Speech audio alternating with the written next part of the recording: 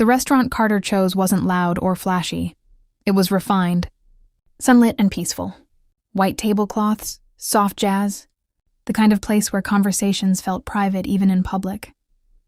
Carter sat across from Sabrina, a glass of scotch on the rocks resting near his hand.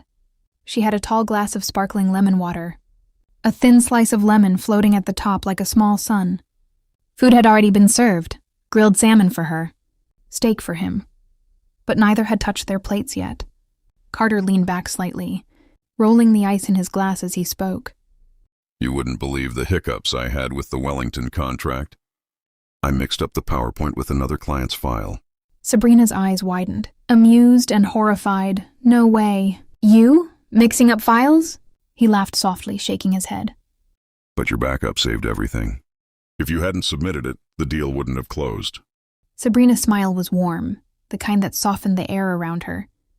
You were instrumental. I'll make sure you receive a bonus. She looked down for a moment, then back up.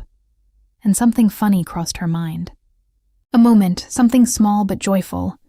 She laughed, a soft, bubbling laugh that rose from her chest like music. It was contagious. Carter laughed too, even though he had no idea what the joke was. He laughed because she was laughing, because her joy filled the space between them like sunlight.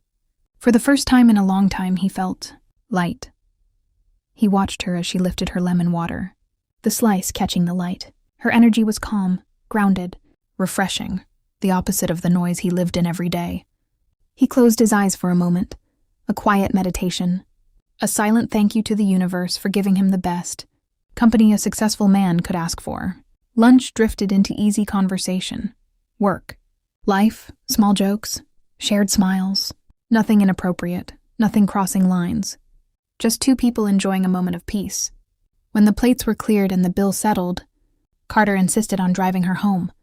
As they pulled out into the late afternoon traffic, the SUV filled with the kind of small, easy conversations that make time feel softer. Sabrina talked with her hands the way she always did, her voice low and relaxing. Carter kept his eyes on the road, jaw set in that focused way of his. But every now and then, he tilted his head just slightly, letting her know he was listening to every word. There was something peaceful about it. No rush, no pressure. When they reached her apartment, he eased the SUV to a stop. She gathered her things, thanked him, and stepped out with that same purposeful grace she carried everywhere. Carter watched her walk toward the entrance, the golden light catching her hair.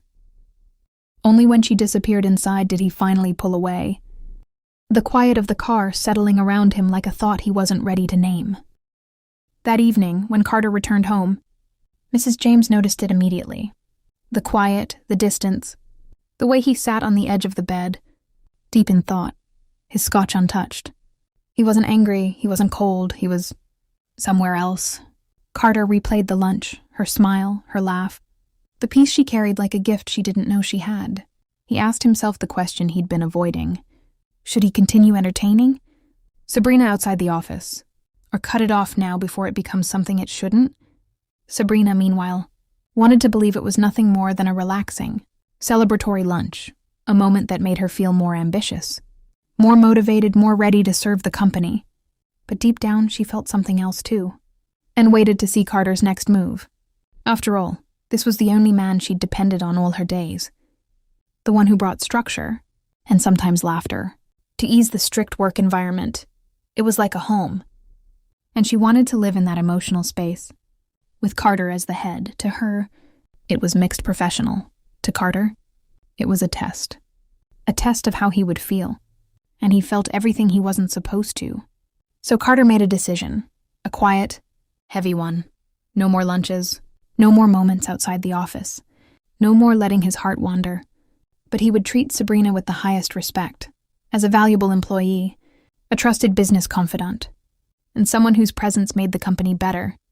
That relationship, he realized, was more valuable than anything else. The next morning at the office, Sabrina's face lit up with a warming smile. Carter passed her with a serious, professional expression, his jaw tight, his eyes steady. And right there, she understood where they stood. His posture, his silence, his gaze, they told her everything. The lunch the previous day had been nothing more than a gentleman's gesture, A woman's dream moment, treated with grace and respect. A quiet thank you for being a powerful instrument in his company's success. Sabrina could live with that decision. She tucked her fantasies away, locked deep in her mind, and carried herself with the same poise that had earned his respect. Carter, meanwhile, felt the weight of his choice. Proud that he had not disrupted his company's reputation, not stirred chaos in his unhappy arranged marriage, not risked mistrust among high-value clients. He could live with that decision too, and like Sabrina, he kept his own fantasies locked away inside his mind.